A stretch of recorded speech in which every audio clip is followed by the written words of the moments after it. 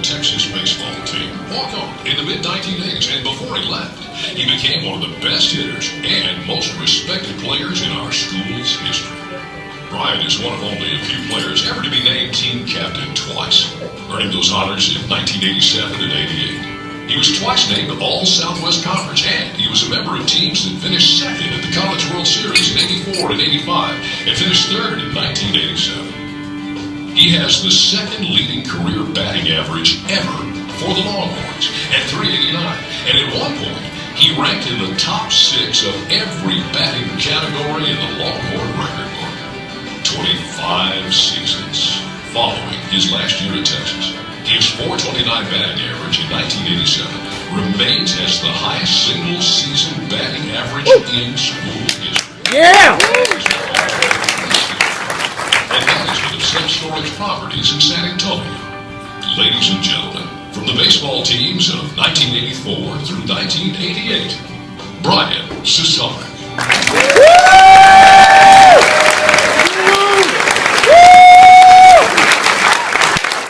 He told me, he sent me this, while cleaning an area one time, he came upon this trophy. It said 1988 Southwest Player of the Year. He said, I didn't remember winning this, but I remember being MVP of the Southwest Conference Tournament of '88. The trophy was made in Oklahoma. It was really crummy.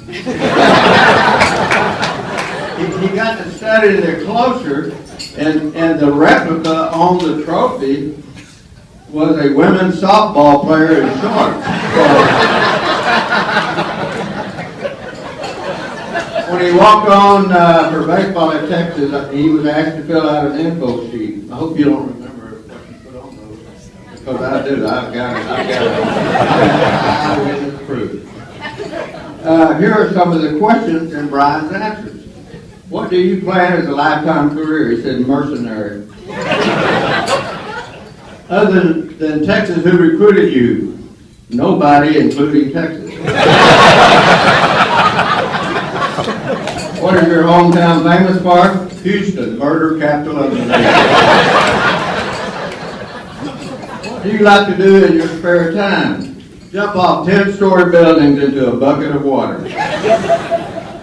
Jump off a 10-story building into a bucket of water. A royalism is not the size of the dog in the fight, it's the size of the fight in the dog. Rhymes to start.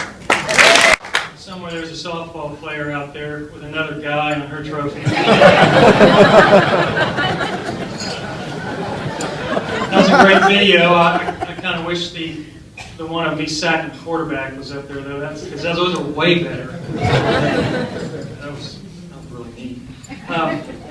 What an honor. I want to say that I've come to understand that, at least for me in my life, nothing good has happened to me outside the hand of God's blessing on my life, and God's favorite instrument of blessing is people.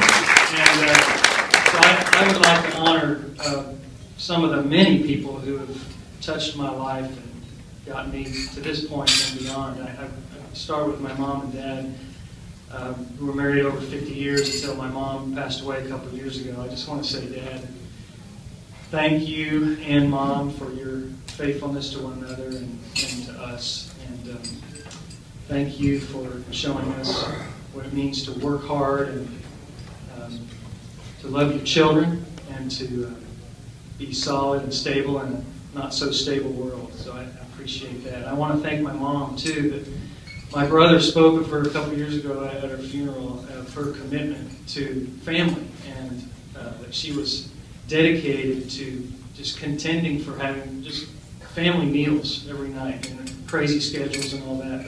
But she succeeded, and we're all the better for it.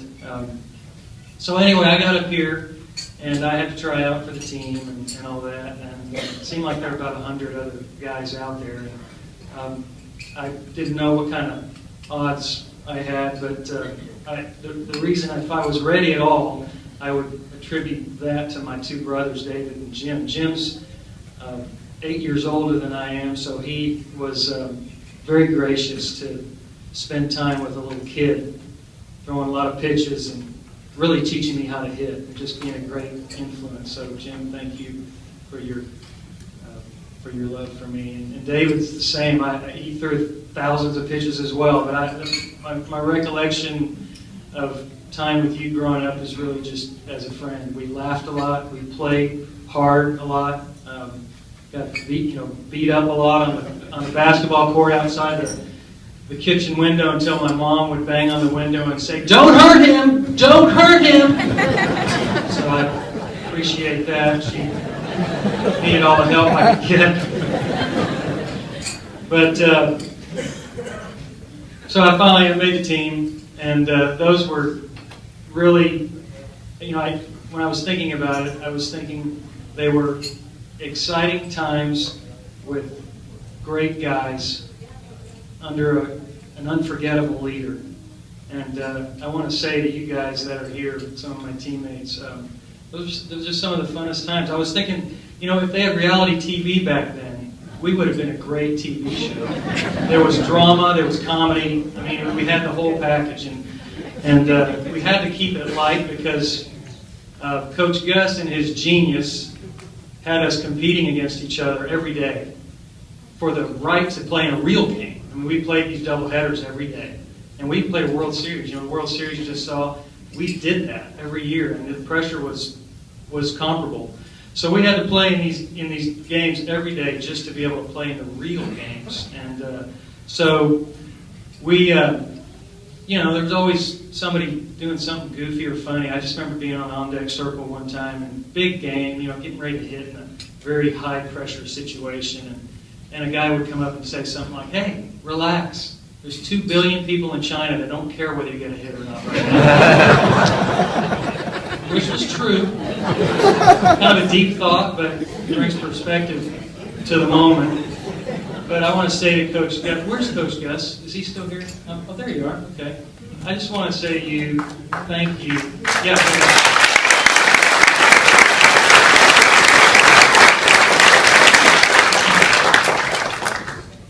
I just want to thank you for your influence on my life, your influence on all of our lives. We're all the better for it, and everybody that's come after you, whether coach or player, really stands on your shoulders. So I'm grateful for your influence in all of our lives. I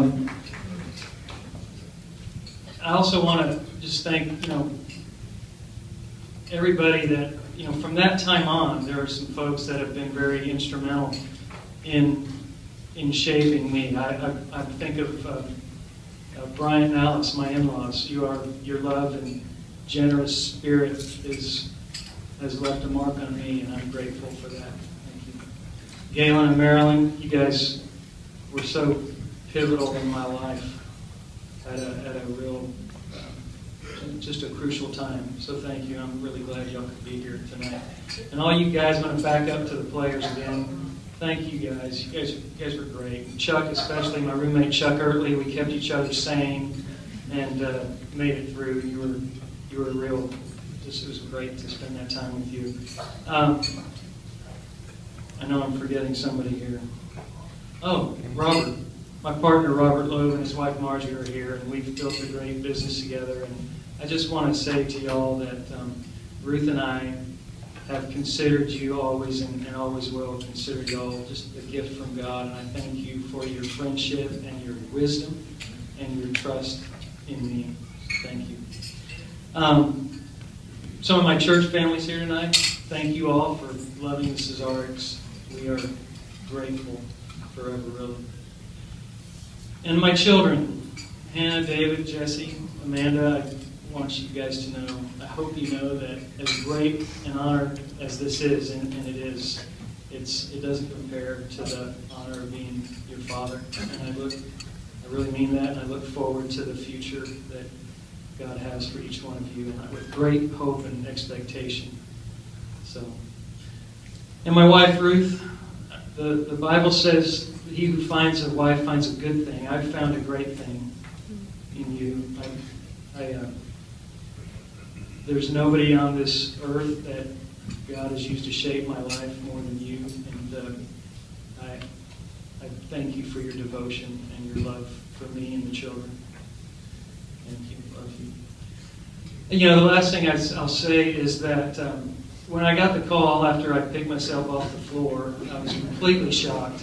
I had a thought come to my mind, and that was how much I appreciate that this is called the Longhorn Hall of Honor and not the Hall of Fame. I don't really have anything against the Halls of Fame, but I'm kind of I like words. And, you know, it's pretty easy, especially these days, to be famous.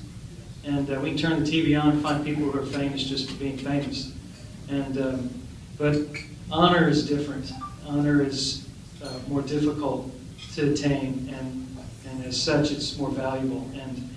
And I am truly grateful for the honor that this university has bestowed upon me, and to be here and for having you all share this with me tonight. So thank you very much, and God bless.